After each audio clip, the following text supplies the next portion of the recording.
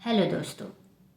आज हम लोग इस वीडियो में बात करने वाले हैं कि अधिकतर न्यू यूट्यूबर्स को एक प्रॉब्लम आती है और वो है कॉपीराइट क्लेम की। जी हाँ, कॉपीराइट क्लेम क्यों आता है, कैसे आता है, हम लोग क्या गलती करते हैं अनजाने में ही, उसे किस तरह से हम लोग ठीक कर सकते हैं, हमें ऐसी क्या चीज़ें हैं जो कि हमें नहीं करनी चाहिए, वो चीज़ अगर हम लोग फॉलो करते हैं तो ये कॉपीराइट क्लेम की प्रॉब्लम आगे हमें नहीं आएगी। तो ये सारी चीज़ें आज इस वीडियो में हम लोग बात करने वाले हैं। मैं आपको इस वीडियो के एंड में एक स्क्रीनशॉट का एक वीडियो भी अपलोड कर दूंगी, जिससे कि आपको आइडिया मिलेगा कि कॉपीराइट क्लेम किस तरह से आता है, उसमें क्या चीज़ें लिखी रहती है अधिकतर, तो उससे आपको एक आइडिया मिलेगा।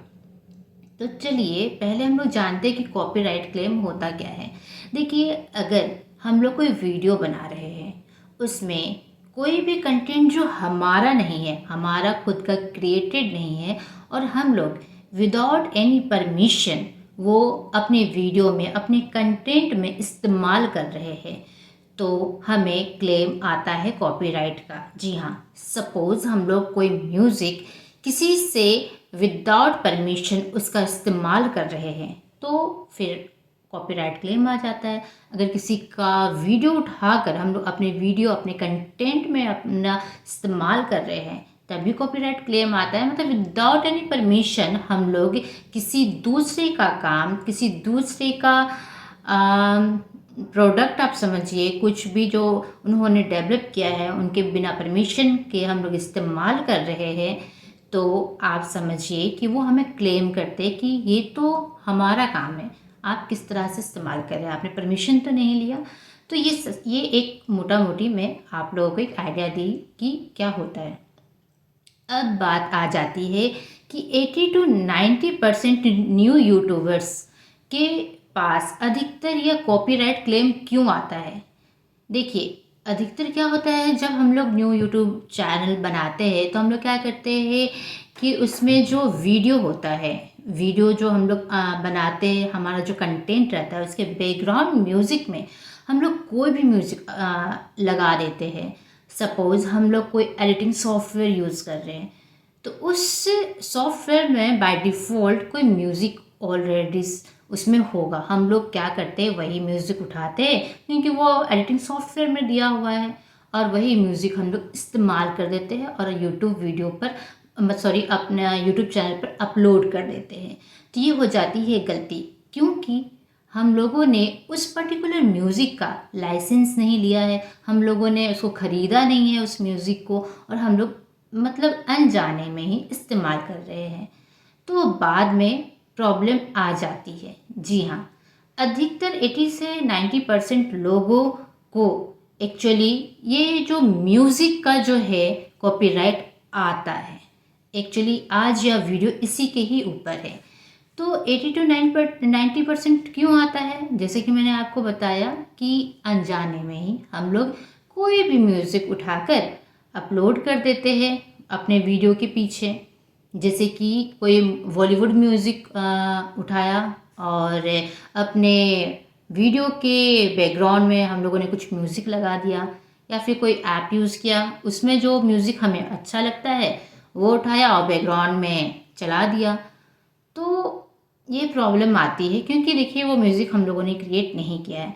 तो ये तो बात हो गई कि अधिकतर न्यू यूट्यूबर्स के पास कॉपीराइट क्लेम क्यों आता है, वो है म्यूज़िक एक बड़ा कारण है।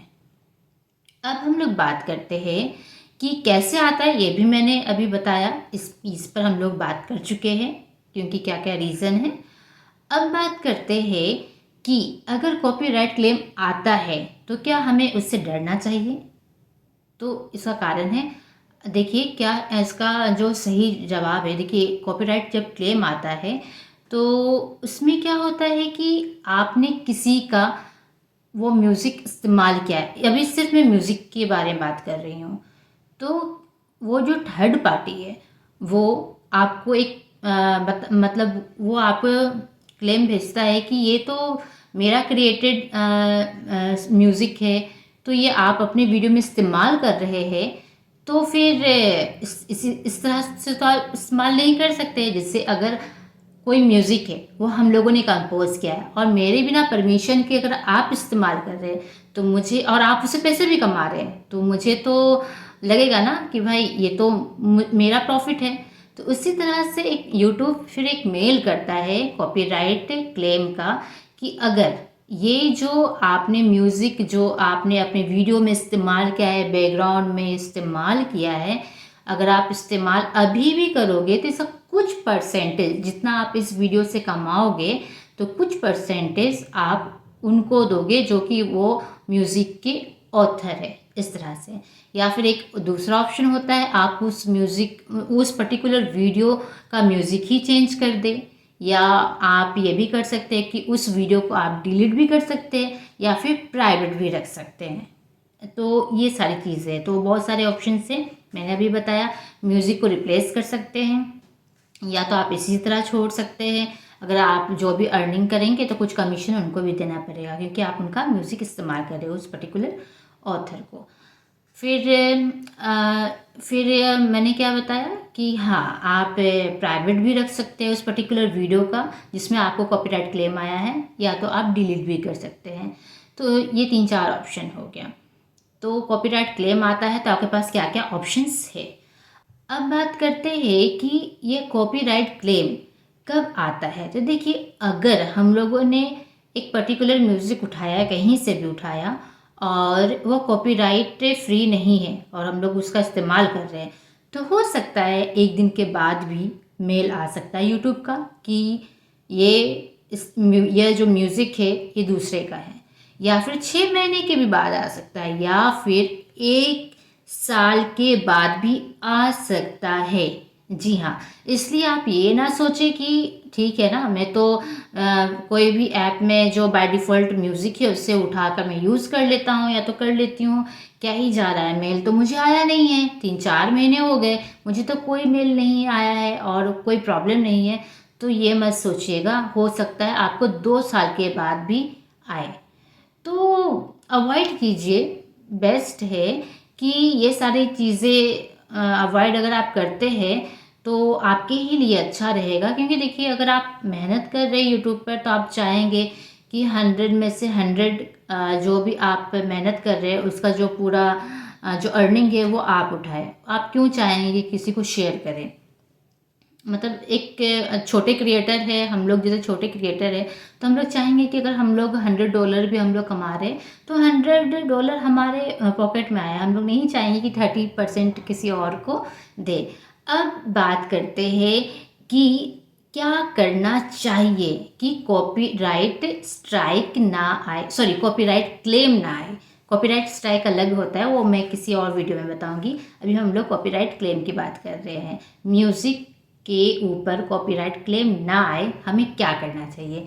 तो देखिए, इसके लिए ऑडियो लाइब्रेरी है यूट्यूब का, वहाँ पर जाइए। सेटिंग के ऊपर आपको ऑडियो लाइब्रेरी का एक ऑप्शन दिखेगा। जैसे ही आप इसको क्लिक करेंगे तो आप पाएंगे कि यूट्यूब ऑलरेडी बहुत सारे ऐसे फ्री में आपको म्यूज़िक प्रोवाइड करता है जो कि आप अपने वीडियो में इस्तेमाल कर सकते हैं। आप ऑडियो लाइब्रेरी में जाएंगे तो आपको बहुत कुछ देखने को मिलेगा, जैसे कि ड्यूरेशन, आर्टिस्ट, लाइसेंस टाइप, ये सारी चीज़ें देखने को मिलेगी। आप जाइए और वहाँ से आप म्यूज़िक एक एक करके डाउनलोड कर सकते हैं अपने वीडियो के अकॉर्डिंग। जी हाँ, अगर फ़नी आप वीडियो बनाते हैं तो फ़नी टाइप का आप म्यूज़िक आप डाउनलोड कीजिए। अगर आप सीरियस टाइप का कुछ बनाते हैं तो उस तरह का आप सेलेक्ट करके आप डाउनलोड कर लीजिए। और जब भी आप एडिट करते हैं अपने वीडियोस को तो बैकग्राउंड में यही ऑडियो लाइब्रेरी की जो म्यूज़िक है उसी का इस्तेमाल कीजिए। इससे आपको कॉपीराइट क्लेम नहीं आएगा। जी हाँ, तो इस वीडियो में आपको एक ओवरऑल इन्फॉर्मेशन मैंने कोशिश किया है कि प्रोवाइड करूं कि कॉपीराइट क्लेम क्या होता है, क्यों आता है, कब आता है, और आता है तो क्या करना चाहिए, और आगे गलती ना हो तो उसके लिए क्या कर सकते हैं। अभी मैं आपको अपना जो चैनल है उसमें क्या कॉपीराइट क्लेम आया था मुझे अटैच कर रही हूँ, जिससे आपको एक आइडिया मिलेगा। ये देखिए।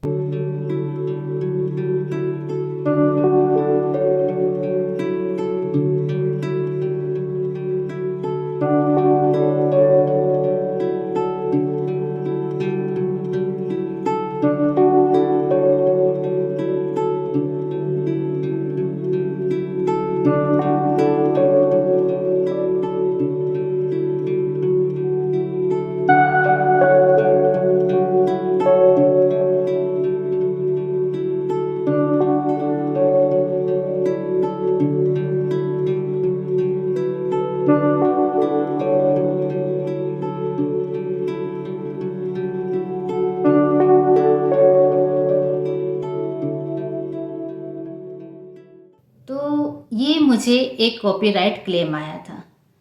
मैं पहले जो वीडियो जो एडिट करती थी उसमें जो म्यूज़िक था उसी को उठाकर अपने वीडियो के बैकग्राउंड में लगा देती थी और मुझे बहुत मेहनत तक कुछ भी ऐसा यूट्यूब की तरफ से मेल भी नहीं आया।